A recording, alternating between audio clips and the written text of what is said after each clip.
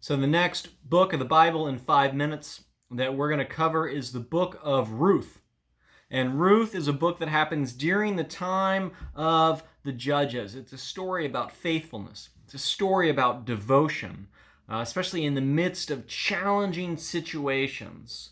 It's also a story about God's inclusiveness. Ruth is named after a Moabite woman who becomes an ancestor of King David and ends up in the genealogy of Jesus that is listed in the book of Matthew. This is one of these books that I read and helps me conclude that the Bible is true, because this is not the type of story that someone would make up, where you have this foreigner woman who is a hero in the story. And so we start off in chapter 1. There is Naomi and then her husband Elimelech, and a famine drives them from their home to Moab. Now, Moab is a traditional enemy of Israel. They have foreign gods. It wouldn't be their first choice to go, but there's this famine, and so out of desperation, they go. And while they're there, Naomi's husband Elimelech dies. They have two sons who marry Moabite women. Both the sons die, so it's this tragic time. And after a while, Naomi hears that the famine has ended, and so she's going to return home.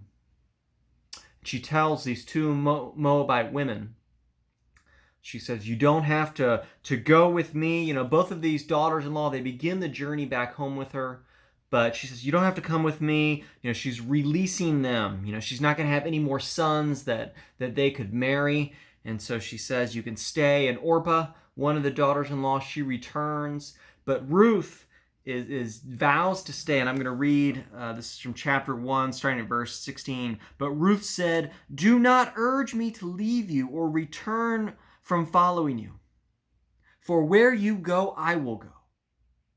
And where you lodge, I will lodge. Your people shall be my people, your God, my God. Where you die, I will die. There will I be buried. May the Lord do so to me, and more also, if anything but death parts me from you. I think this book is exactly what we need here and now in our country. It is these people devoting themselves to one another in the midst of challenging situations. It's devotion to each other. Even if there is a foreigner from a different place, no matter what, we're devoting to each other's well-being. And so they return, and strangely enough, they return to Bethlehem.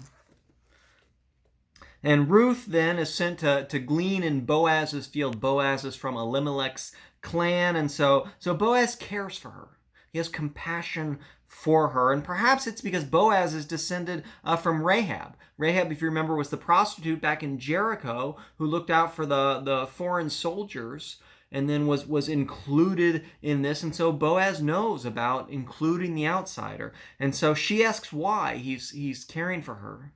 He says he's heard of her kindness towards Naomi, of her devotion. And so because of that, he ensures that she receives enough during the harvest. So she has enough, and then she's providing for Naomi as well. So Ruth has dedicated herself to Naomi, and then Boaz is caring for Ruth. Even though Ruth is an outsider, it's this devotion and this kindness and this selflessness of people caring for one another. And what happens is Naomi sends Ruth to Boaz. And so Boaz, he's eaten and he's drank, and so he goes to bed, and then Ruth comes up and boldly essentially proposes marriage. And Boaz accepts, and there's some clan rituals that have to be gone through to make sure they're going through the right channels. But then they have a child. His name is Obed. Obed has a son named Jesse. Jesse has a son named David, King David. And so Ruth is included in that genealogy, and then Ruth, as I said, is included in the genealogy in Matthew of chapter 1 of Jesus' genealogy. And so she is grafted into this community. She's included. And so this is a story about including the outsider. And I think it's a perfect story for our modern times. And so that's the book of Ruth in under 5 minutes. It's a short book, only 4 chapters, so go read it.